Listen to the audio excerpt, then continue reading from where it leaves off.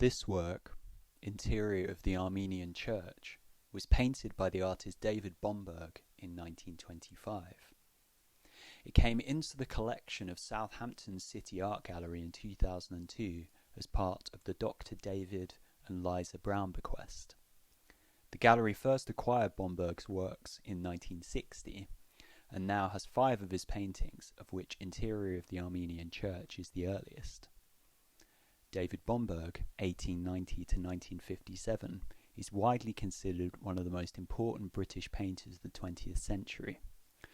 Over the course of around 50 years of artistic output, he produced landscape, portraiture, and still life paintings, and was also a gifted draftsman and printmaker.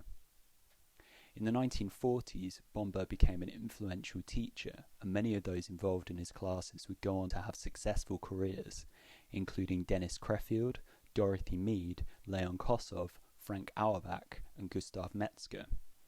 He formed 2 groups with his students, the Borough Group and the Borough Bottega, exhibiting between the late 1940s and the early 1950s.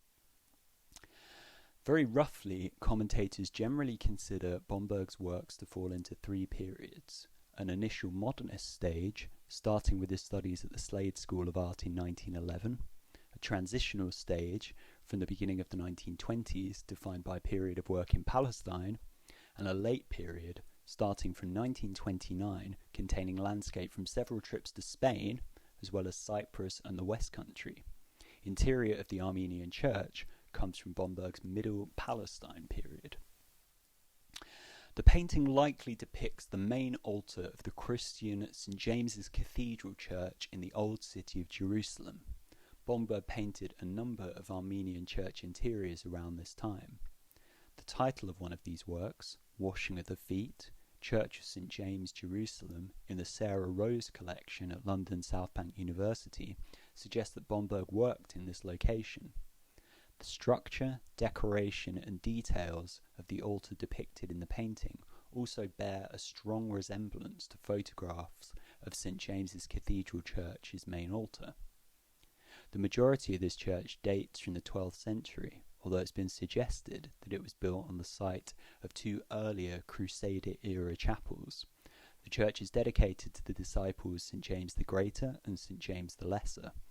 The head of the former saint is said to be buried under one of the altars, marked by a piece of red marble. Armenia was the first nation to adopt Christianity as a state religion in AD 301, and there is a long-standing Armenian community in Jerusalem. Bomberg worked in and around Palestine between April 1923 and October 1927, travelling on a commission from Keren Hayesod, facilitated by the artist Muirhead Bone. Keren Hayesod is an organisation set up in 1920 to help establish a national home for Jewish people in Palestine. This objective formed part of British foreign policy, solidified by the 1917 Balfour Declaration. Britain had taken control of Jerusalem the same year and maintained an official presence in Palestine, beginning withdrawal in 1948.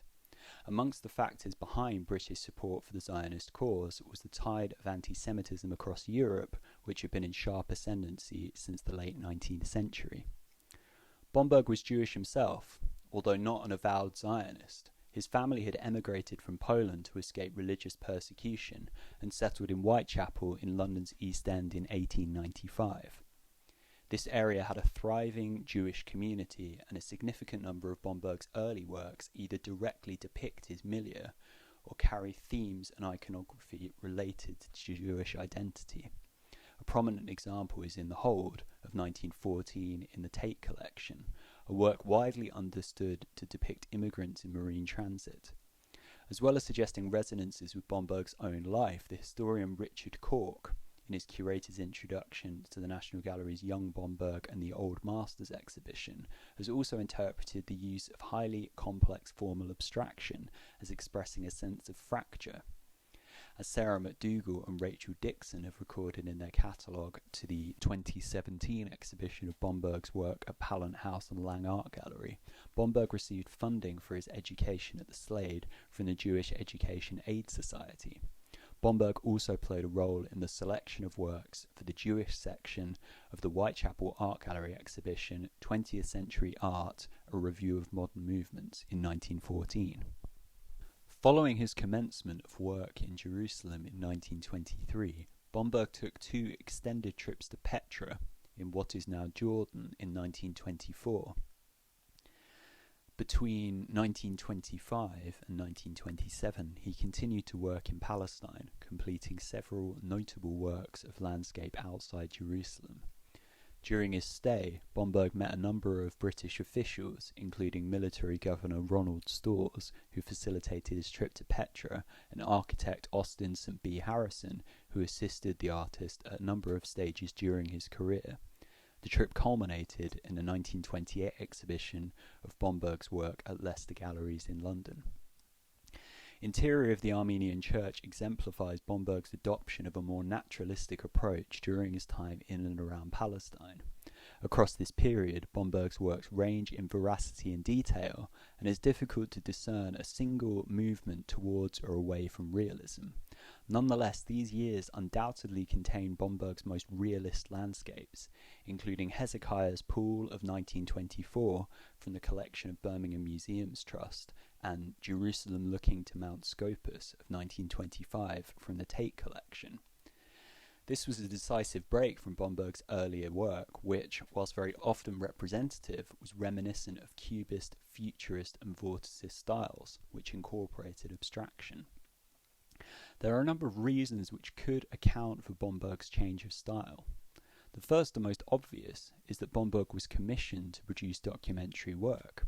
Several writers, recently Sarah McDougall and Rachel Dixon, recount the lengths Muirhead Bone went to in assuring Karen Hayesod that Bomberg would not produce work of a modernist type. They also quote Bone's encouragement of a move towards realism in earlier correspondence with Bomberg, put in the almost quasi-ethical terms of an urge to find out what is personally at the bottom of one's soul. Another contributing factor may have been the progress of Bomberg's work between 1917 and 1922. Bomberg fought in the First World War, a traumatic episode where he saw combat in several roles and lost relatives and friends. After his time at the front, Bomberg gained a commission from the Canadian War Memorials Fund to create a work commemorating a Canadian tunnelling mission in Saint-Eloi, Belgium. The first submitted version of the resulting work, Study for Sappers at Work, a Canadian tunnelling company, Hill 60 Saint-Eloi, now in the Tate collection, was rudely rejected as a futurist abortion by the judging critic representing the fund, P.G. Connedy. Richard Cork described Bomberg's profound distress at the verdict. Whilst it is problematic to precisely interpret this event as a cause for later stylistic change, it must have been incredibly difficult for Bomberg to have had his interpretation of an episode to which he had such a close involvement and investment undermined in such a crass way. Whether or not this episode was a factor, Bomberg's style between the end of the war and Palestine shows signs of change from his pre-war work. Compared to the bombastic energy of paintings like In the Hold, there are instances where a tempering of his approach can be interpreted. Whilst the flatness of composition, abstraction, and use of geometric forms remain, several key works of the period see the artist adopting a less busy style without the same combinations of emphatic figures. One notable example is Barges of 1919 in the Tate collection, which, although a more restrained image, does contain figure-like forms in the foliage detail of the right side of the picture echoing his pre-war work. There is further evidence to suggest that Bomberg may have been exploring new stylistic possibilities in a likely unfinished series of drawings of 1919 entitled The Players, aimed at creating 12 variations on 12 forms. In the Tate catalogue entry for this series, William Lipke is quoted with a citation from David Bomberg's diaries describing an attempt to expand the possibilities of one combination of forms into as many variations to exhaustion of possibilities without altering the juxtapositions, slightly modifying and stressing the parts of the key to prove that form plays one part, content another. Whilst these works may serve as evidence for the beginning of a stylistic shift in Bomberg's work, the claim must be balanced with the recognition that such schematic exercises are commonplace in artists' practice. A different perspective from which to view Bomberg's adoption of a more realistic approach is from that of the resources provided by his artistic training. Despite a radical modernist approach in his pre-war work, Bomberg received rigorous and traditional instruction in drawing under artist-physician Henry Tonks at the Slade, and earlier attended evening classes taught by Walter Sickert. Outside of formal tuition, Bomberg was a regular visitor to the London museums and a lover of old master painting. Richard Cork has drawn a number of uncanny parallels between forms in works from Bomberg's early period and of Pollaiuolo, Michelangelo and Veronese. It may also be relevant that Bomberg's training was diverse, taking on a lithography apprenticeship from 1905 and evening classes in book production from 1907. So, how does Bomberg's adoption of a more realistic style manifest in interior of the Armenian church? Where is Bomberg's artistic transition most evident in the painting? Whilst the work is of a realist mode, it is at the less detailed end of the artist's output in this period when compared to works like Hezekiah's Pool and Jerusalem Looking to Mount Scopus. Sarah McDougall and Rachel Dixon have noted this, indicating the possibility of Bomberg having to work under the pressure of time and furtiveness due to being a Jewish person in an Orthodox Christian church. Further on, they describe the Armenian church works as more gestural, expressive paintings, unified by a richer palette, citing examples which reject any kind of geometric underpinning in favour of an extraordinary looseness of structure. The claim of a lack of geometric underpinning can be seen through comparison to other works of this period. Although Bomberg's handling of structure in interior of the Armenian church is certainly enough for a realistic rendering, a look at works like 1926's The Broken Aqueduct, Wadi Kelt, from the Ben Uri collection, shows a very strong elemental handling of form through thick, precise brushstrokes, particularly in the foreground, suggesting the difference McDougall and Dixon observe. However, in the details of the interior of the Armenian church, one can very clearly read both the past and future of Bomberg's output. Whilst it may be argued that the work is not a highlight of Bomberg's transitional middle period, these details can nonetheless be seen to demonstrate the transition. The first of these is in the candlesticks at the left and right of the picture.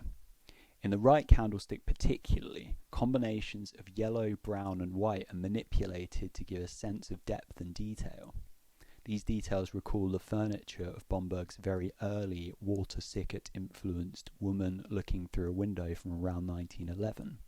As McDougall and Dixon point out, the influence of Sickert's re-teaching on Bomberg continued further into his early period through works like The Studio of 1919 from the Ben Uri collection, where the influence of the older artist can be seen through the oppressively cropped view of an interior, small brushstrokes, and a controlled, muted colour palette. In both The Studio and Bomberg's later reworking of Woman Looking Through a Window called At the Window from 1919, one can see forms employing the same parallel stripe which Bomberg uses in brown and gold to form the candle itself. Whilst one might read pre-Palestine Bomberg in these details, one might also suggest a foreshadowing of techniques typical of Bomberg's later work, particularly his Spanish landscapes of the mid-1930s. The form of the chandelier hanging in the middle left foreground is an example, built out of a hazy combination of brushstrokes in juxtaposing colours. The form comprises vertical strokes of blue, grey, pink and brown placed side by side, suggesting the hanging ornament's shape in a way similar to the two vestmented figures in front of the altar. This technique of building forms out of unintegrated contrasts of thick strokes of colour is rife in Bomberg's landscape work, something again demonstrated in the foreground of the Broken Aqueduct Wadi Kelt.